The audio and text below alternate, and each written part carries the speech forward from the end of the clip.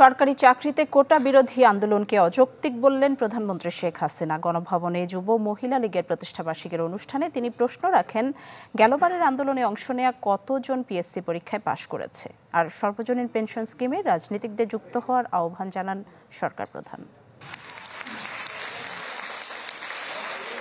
যুব মহিলা লীগের 22তম প্রতিষ্ঠাবার্ষিকী উপলক্ষে দলীয় প্রধানের সাথে সাক্ষাৎ করতে গণভবনে যান সংগঠনটির কেন্দ্রীয় নেতারা। শুভেচ্ছা জানান আওয়ামী লীগ সভাপতিকে। এ সময় বিভিন্ন সংকটে সংগঠনটির ভূমিকা স্মরণ করেন প্রধানমন্ত্রী। কথা বলেন চলমান কোটা ও সার্বজনীন পেনশন স্কিম বিষয়ে আন্দোলন নিয়ে।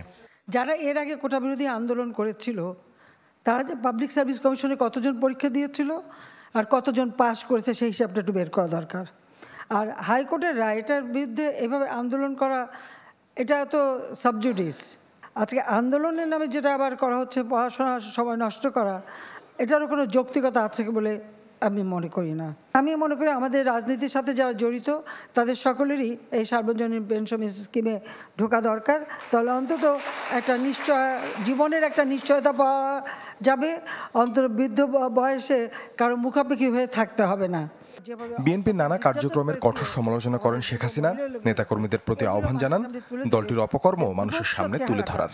ওদের জঙ্গির চেহারা, ওদের সন্ত্রাসী চেহারাটাও মানুষের সামনে তুলে ধরতে হবে যে এরা কোনো মানুষের জাত না, এরা দেশকেও ভালোবাসে না, মানুষকেও ভালোবাসে না, মানুষের কোনো উন্নতি চায় না।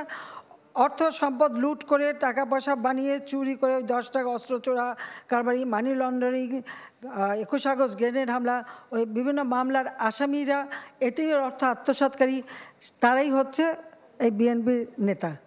তো এই নেতা দিয়ে দেশ কীভাবে তারা এগিয়ে নিয়ে যাবে আমি জানি না।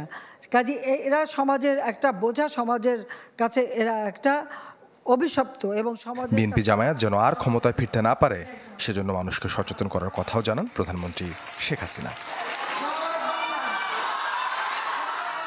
সাব্বিন শফিক, চ্যানেল 24, ঢাকা।